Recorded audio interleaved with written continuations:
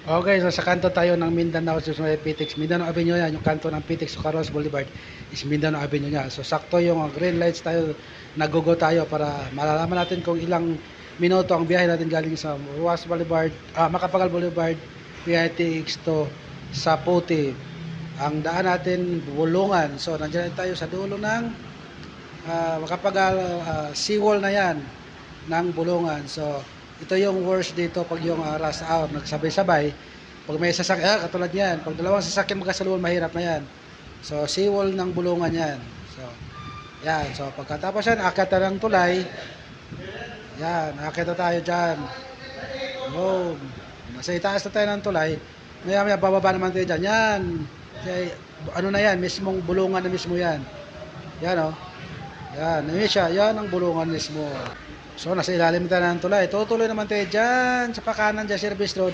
Yan po yung Paranaque City Jail. Dyan po sumikat sa DG Bantag. Yung City Jail na yan. So, pag lagpas ka tayo dyan, marami nahuhuli dyan. Minsan, one time, big time, may nanguhuli dyan yung one way. Ang ginawa kasi nila iba dyan, sinasalubong. So, pakita ko sa inyo na dapat magkakaliwa kayo dyan. Pag galing ka sa kabila, counterflow ha. So, tingnan natin mga ka-TV. Yung iba kasi dyan, nagka-counterflow kayo hinuhuli. One time, big time, pag natsambahan ka dyan.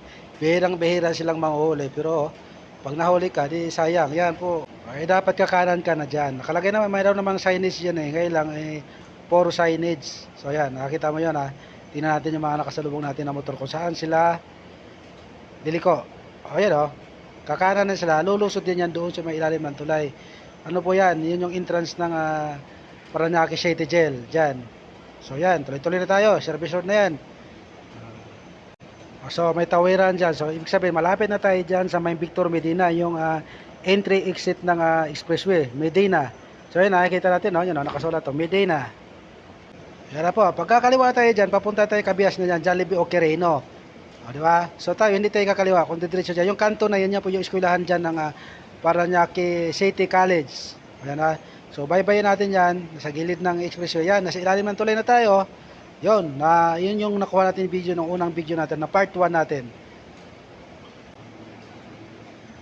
Yan na po, so nasa tunnel na tayo, pagpasok na ng tunnel dyan, kung tumuloy ka na dyan, Quirino din yan, may subdivision dyan na Johnnyville o Basaville ang dulo. Yan na po, yan. Doon sa Manuyo yan, lapit doon sa Ulog. So, kakanan tayo, papunta tayo yung Tabon Road. So, tuloy-tuloy na tayo. Yan. So, yan. Malapit na tayo dyan sa, ito, mismo na yan. Yung 4-story dyan na, relocation site ng Las Piñas. 4-story building or residential. Yan po. So, tuloy-tuloy na tayo. Pagkatapos dyan, abot tayo dyan ng, ayan, may hospital. Hindi ko matawag kung anong hospital yan. Yan naman, ay nakarating na tayo dyan sa NGCP. Yun yung tinatawag na National Grade of the Philippines, dating Napocor. So nasa service na tayo ulit ng Cavitex o excuse me. Yan po yung dulo na pag kumawaliwa tayo dyan, papunta tayo ng Jigo Sira, yung flyover ng Jigo Sira. So yun yung dulo ng C5 extension. So diretso lang tayo sa service road ng expressway. Yun. Pagbatin, nandito na tayo sa dati na videohan natin, yung tinatawag na palaasinan ng Las Piñas, dating asinan. Yan yung part doon sa video natin nung unang, part 1. So, tuloy-tuloy tayo. So, pagdating natin, malapit na tayo dyan. Maulan pala, kaya mahina takbo natin.